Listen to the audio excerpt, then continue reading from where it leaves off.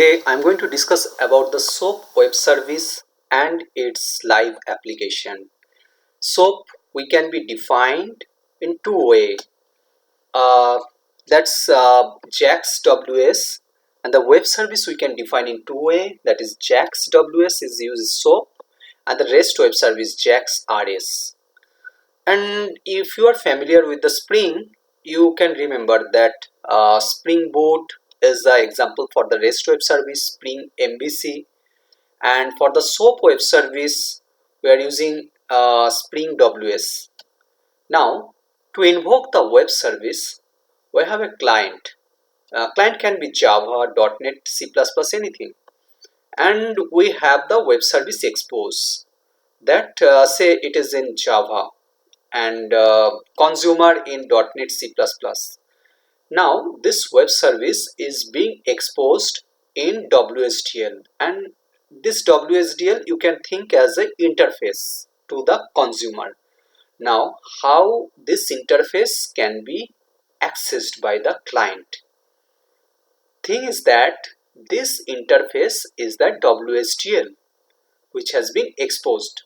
For example, IP address tracking, temperature for the globe, you will get the WSDL, and from this WSDL you have to generate the stub for the client.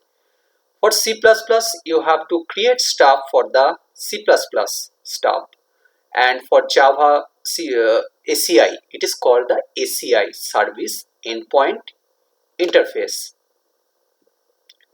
So when any web service has been exposed, it is you can think of it as the XML format, and the SOAP message it have operation, and you have to create the ACI for it to access the interface of it, and client will call the method of the service endpoint interface, and service endpoint interface convert Java to the SOAP message, C++ to the SOAP message, and the vice versa.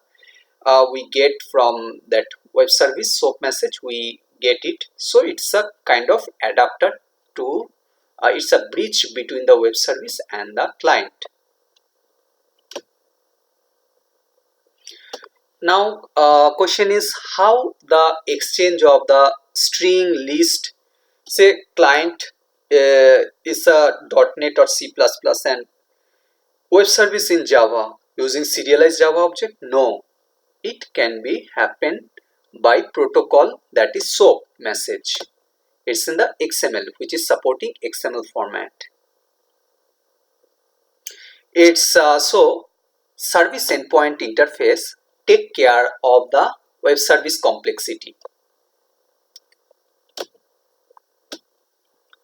and is a Java to SOAP message to Java. Now the question is how we are generating the stub code inside the client. And if you see the basic structure of web service, that is WSDL format, WSDL service name, and inside that WSDL you will have the operation, and you can use the command that wsi import WSDL URI, and you can use like ws import WSDL say -b xml and xjb. Okay, so it will generate the Java code. Say it's a .NET folder. Inside the .NET folder you will find the web service folder. There .class is getting generated. So it will passing the WSDL and generating the code, compile the code and creating the .class. But you want the source code as well. So the alternative way you get the Java code, you just change the argument like from ws import keep src and the SOAP URI, giving the URI, it will generate the Java code. Let me revise the terminology. We have learned about the WSDL, web service descriptor language, that is WSDL, and from there you are generating the stub. UDDI, that is the directory, publisher publish their web service, and consumer consume the web service. Okay, and the SOAP SOAP message transmitted over the network.